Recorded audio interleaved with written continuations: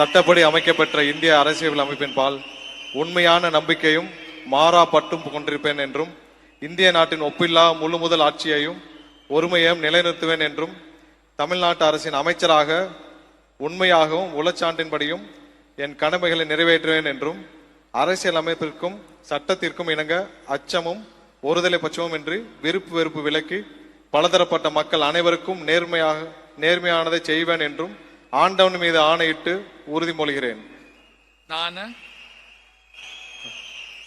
நிர்மல்குமார் என்னும் நான் தமிழ்நாட்டு அரசின் அமைச்சர் என்ற முறையில் எனது கவனத்திற்குள்ளாவதும் தெரிய வருவதுமான எந்த பொருளையும் அமைச்சரின் கடமைகளை உரியவாறு நிறைவேற்ற தேவையான அளவுக்கின்றி ஒருவரிடமோ பலரிடமோ நேர்முகமாகவோ மறைமுகமாகவோ அறிவிக்கவோ வெளிப்படுத்தவோ மாட்டேன் என்று ஆண்டவன் மீது ஆணையிட்டு உறுதிமொழிகிறேன். நன்றி.